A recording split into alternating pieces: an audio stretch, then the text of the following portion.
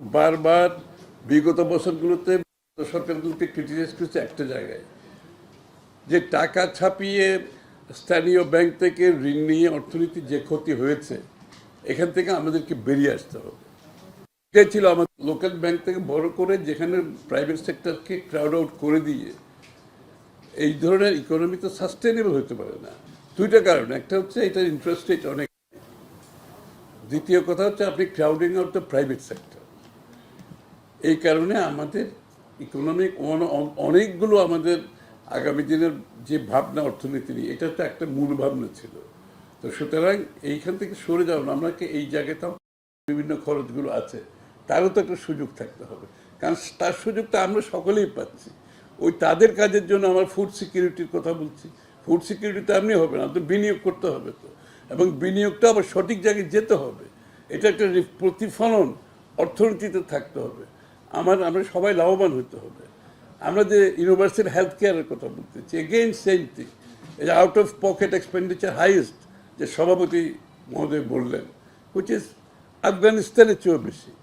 এই যে out of pocket expenditure করতে গিয়ে ফ্যামিলিগুলোর অ্যাকচুয়ালি স্ট্যান্ডার্ড অফ লিভিং কমে যাচ্ছে।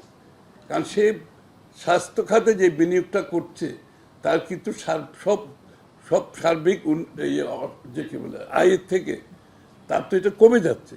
সুতরাং তাকে স্বাস্থ্য, শিক্ষা, পারিবারিক পুষ্টি সবগুলো সাফার করছে, লেখাপড়া সবগুলো সাফার করছে। এই জন্য আমরা যে প্রাথমিক লেভেলে প্রাথমিক যে স্বাস্থ্য সেবা, এইটা যাতে সবাই পায়, এবং সবাই পেলে যে তাদের পারিবারিকভাবে শুধু তাদের আয়টা অনেক বেশি বেড়ে যায়। Indirectly it is also cash transfer.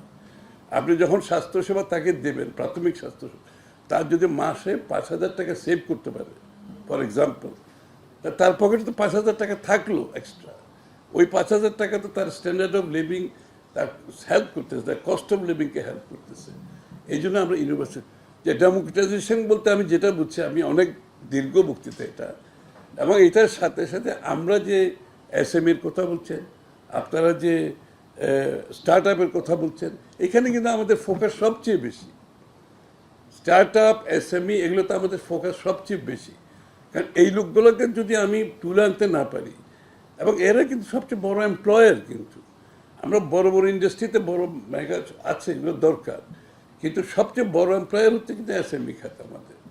সুতরাং এসএমই, স্টার্ট আপ, এবং এর মাধ্যমে আমরা আরেকটা নতুন ইকোনমিতে মাত্রা যোগ করতে হচ্ছে যে ক্রিয়েটিভ ইকোনমি। যে ক্রিয়েটিভ ইকোনমিটা হচ্ছে কি, আমাদের গ্রামে গঞ্জে যারা কামার কুমার আছে, আর্টিজেন্স আছে, কুটির শিল্পে কাজ করে, আমাদের তাঁতিরা আছে, আমাদের বিভিন্ন জায়গায় যারা, এই লোকগুলো কিন্তু অর্থনীতির সুযোগ থেকে সবসময় বাইরে ছিল। এরা কিন্তু কোনোদিন আসতে পারেনি। এদের জীবনযাত্রার মান কোনো পরিবর্তন হয়নি।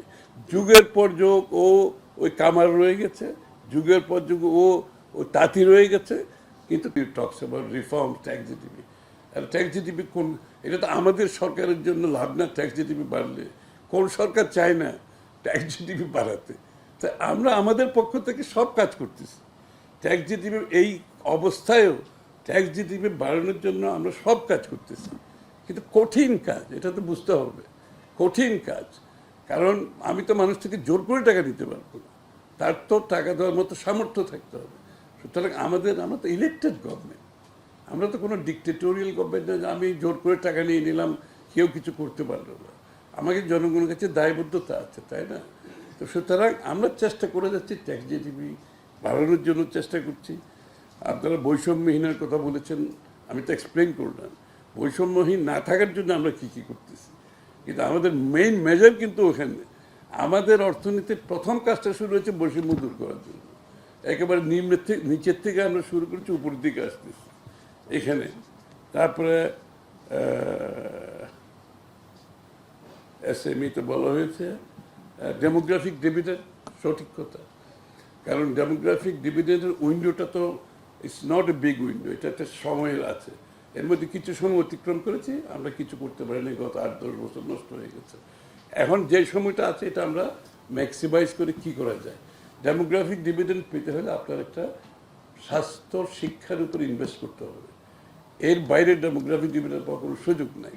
এই জন্য আমরা আপ টু আপ টু বলতেছি ইনক্রিমেন্টালি, যেটা আমরা হয়তো চাইবো অনেক বেশি করতে, কিন্তু আমাদের সামর্থ্য এই মুহূর্তে অর্থনীতির কারণে অনেক কম। তারপরও স্বাস্থ্য খাতে, শিক্ষা খাতে আমরা বাড়াবো ট্যাক্স, এই যে হ্যাঁ এক্সপেন্ডিচার, হ্যাঁ আমরা বাড়াবো ইনশাআল্লাহ। তো আমরা যতটুকু বাড়াতে চাচ্ছি অতটুকু বাড়াতে পারছি না। অর্থনৈতিক আমাদের যে সমস্যার মধ্যে এখন আছি, এই যুদ্ধটা না হলেও হয়তো আরও কিছু বাড়াতে পারতাম, যেটা ইনহেরি আগের থেকে পেয়েছি, এগুলো যদি নর্মাল থাকতো অনেক বাড়াতে পারতাম। বাট তার মধ্যেও কিন্তু আমরা বাড়াবো, কারণ ডেমোগ্রাফিক ডিভিডেন্ড পেতে হলে স্বাস্থ্য শিক্ষা ইনভেস্টমেন্ট করা ছাড়া কোনো পথ নেই। এবং শিক্ষা খাতে আমরা যেখানে বেশি জোর দিচ্ছি সেটা হচ্ছে স্কিল ডেভেলপমেন্ট, দক্ষতা বাড়ানোর জন্য। আমাদের লোকজন বিদেশে গিয়ে যারা $500 রোজগার করে তারা যাতে $2000 করতে পারে, এবং তাহলে আপনার দেখবেন যে রেমিটেন্স 3 গুণ 4 গুণ হয়ে গেছে। আমাদের দেশের মধ্যে বিদেশ থেকে সে লোকজন কাজ করছে। আমরা যদি সক্ষমতা বাড়ান, এই লোকগুলো এখানে করতে পারে, অর্থনীতিতে অবদানে। সুতরাং মেজর ইনভেস্টমেন্ট হবে আমাদের ভোকেশনাল স্কুলগুলোতে, স্কিল ডেভেলপমেন্টের উপর, আপ স্কিলিংয়ের উপর, রিস্কিলিংয়ের উপর। This will be hour major investment শিক্ষা খাতে। BA M A metric, BA M A PhD করতে লাভ নেই। চায়নাতে 60% স্কুলের পরে ভোকেশনাল স্কুলে চলে যায়, আর আমাদের 99% যাচ্ছে আমরা metric, BA, IA, M A, PhD করতেছি। আর সবচেয়ে বড় আনএমপ্লয়মেন্টের জায়গাটা হচ্ছে এখানে, কিন্তু আপনি যদি হিসাব করে দেখেন। এবং এটা দুর্ভাগ্য, শিক্ষিত ছেলেমেয়েরা কিন্তু আনএমপ্লয়েড রয়ে যাচ্ছে। এই জন্য আমাদের সবচেয়ে বেশি জোর দিচ্ছি আমরা স্কুল থেকে শুরু করতেছি। এখন স্কুল থেকে যে স্কিলের বিষয়টা